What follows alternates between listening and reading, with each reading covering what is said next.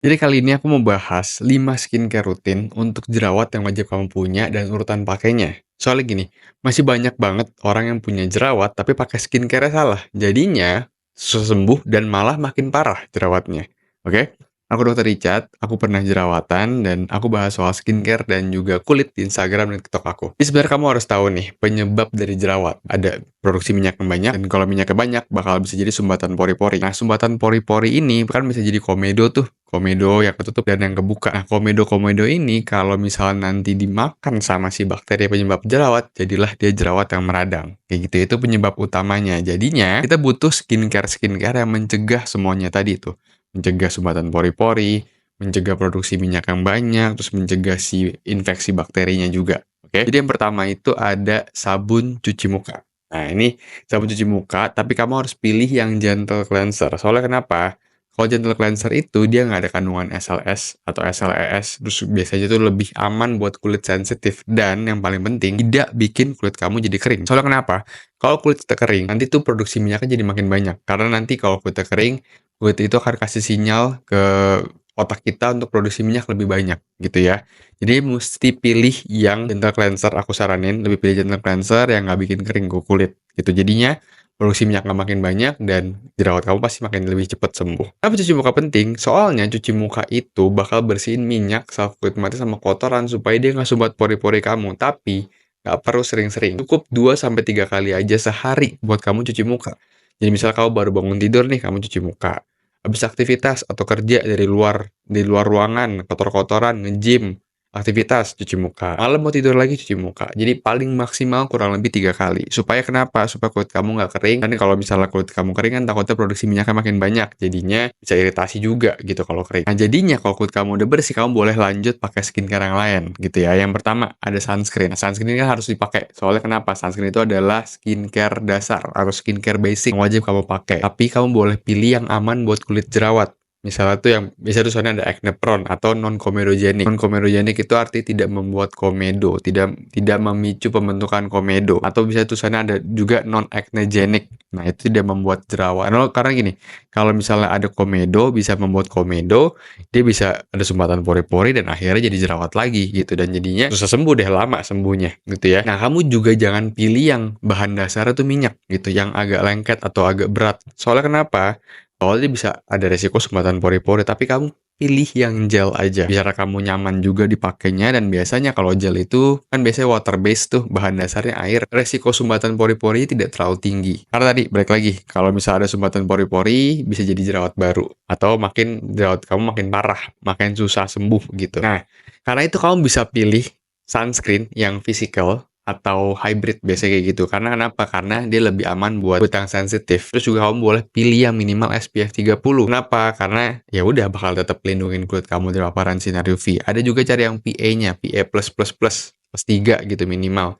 Supaya ngelindungin kulit kamu dari paparan sinar UVA gitu ya, nggak bikin flek hitam juga. Bisa kan kalau jerawat udah sembuh, takutnya bisa jadi flek hitam, jadi bintik-bintik hitam. Nah, cari yang ada PA-nya juga supaya mengurangi resiko terbentuknya si bekas jerawat hitam itu gitu ya. Terus juga kamu boleh pilih yang ada tambahan niacinamide atau salicylic acid. Kenapa? Soalnya si niacinamide itu bisa kurangin produksi minyak. Jadinya kalau produksi minyak berkurang, otomatis jerawatnya jadi lebih cepat sembuh gitu ya. Atau salicylic acid bakal kikis atau bersihin pori-pori juga. Yang ketiga ini ada moisturizer atau pelembab. Nah, moisturizer itu biasanya kasih nutrisi ke kulit kamu. Tapi kamu jangan pilih yang buat mencerahkan. Pilihnya buat yang jerawat. Karena kenapa? Karena kalau mencerahkan dia tidak ada manfaat untuk menyembuhkan jerawatnya. Misalnya, mau pilih yang ada vitamin C. Nah, vitamin C itu memang buat mencerahkan aja karena dia antioksidan gitu ya, mengurangi radikal bebas, membantu mengurangi bekas-bekas jerawat, tapi nggak bisa mengurangi jerawatnya gitu ya. Jadi kamu harus pilih yang misal contoh kayak salicylic acid. Nah, salicylic acid itu emang efektif. Dia untuk kikis sel kulit mati kamu, ngebersihin pori-pori juga. Jadinya akan ngebantu banget buat jerawatnya cepat sembuh. Oke?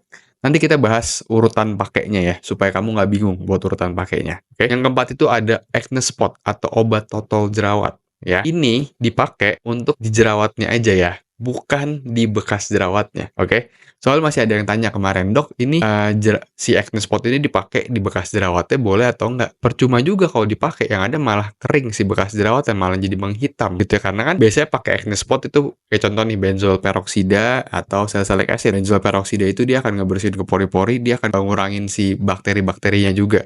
Sedangkan si salicylic acid dia akan masuk ke pori-pori kamu, dia akan ngebersihin tuh sumbatan-sumbatan pori-porinya gitu ya.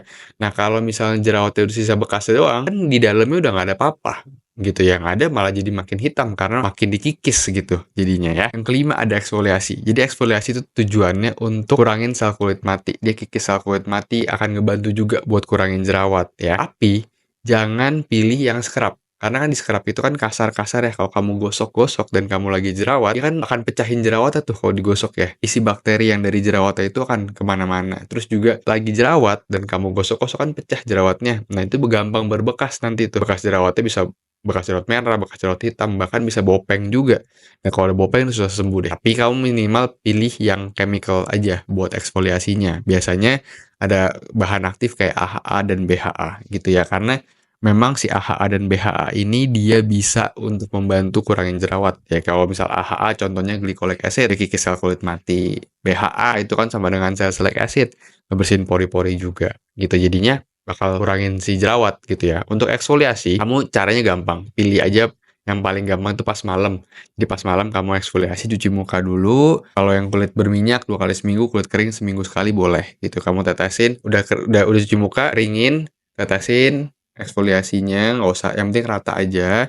Kamu diemin 1 menit sampai 5 menit tergantung dari produknya. Kamu baca di cara penggunaan produk. Habis itu kamu bilas pakai air bersih. Habis itu pakai pelembab ya. Pakai pelembabnya tapi jangan yang salicylic acid. Pilih aja yang hyaluronic acid atau ceramide. Soalnya kenapa? Kalau misal pakai yang salicylic acid lagi kan, eksfoliasi itu kan baru kikis sel kulit mati. Kalau pakai salicylic acid lagi, kikis lagi.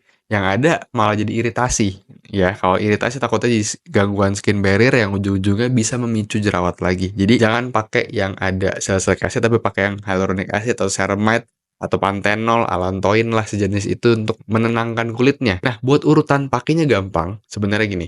Jadi yang kita awal-awal dulu ya pagi-pagi kalau misalnya bangun tidur, kamu cuci muka dulu kan. Cuci muka, mau mandi, cuci muka terserah, boleh. Habis itu kamu kalau berminyak pakai sunscreen aja cukup, habis itu pakai obat toto ya.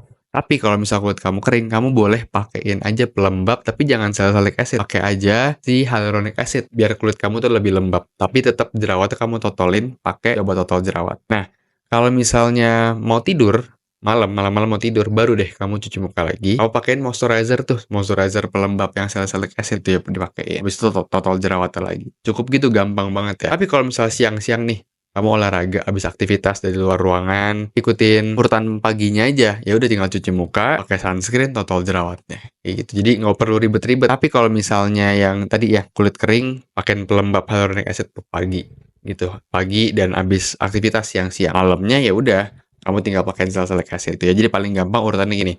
Pagi cuci muka, sunscreen, obat totol. Malam-malam cuci muka, pelembab, obat totol. Gitu ya. Paling gampang urutannya kayak gitu. Oke? Dan kalau misal kamu udah ikutin kayak gini, harusnya sih bisa lebih cepat sembuh ya. Tapi mesti rutin memang. Gak bisa cuma 1 bulan atau 2 bulan. Ya biasanya sekitar 3 bulan lah. Dulu aku jerawatan juga sampai 6 bulan sampai benar-benar sembuh. Tapi jangan lupa juga untuk jaga pola hidup. Yang pertama nih, kurangin makan manis. Itu udah paling penting. Soalnya makan manis bisa tingkatin produksi minyak di kulit kamu. Jadinya akan memicu jerawat lagi.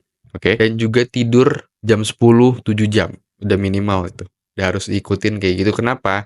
Soalnya tidur itu akan membantu penyembuhan jerawat kamu. Akan ada proses perbaikan kulit selama kamu tidur. Jadi akan ngebantu banget. Tapi kalau misal memang ya ada shift malam ya mau nggak mau lah. Yang penting tidur 7 jam aja. Gitu, oke? Itu aja dari aku. Oke, kalau misalnya ada yang mau ditanya silahkan tulis di kolom komentar atau DM di Instagram juga boleh. Tapi nanti dibalas satu-satu ya. Kalau suka kontennya jangan lupa di like, subscribe, dan nyalain lonceng notifikasi. Supaya nanti kalau aku posting informasi baru lagi, edukasi baru lagi, kau bisa langsung nonton. Oke, itu aja dari aku. Semoga bermanfaat. Terima kasih.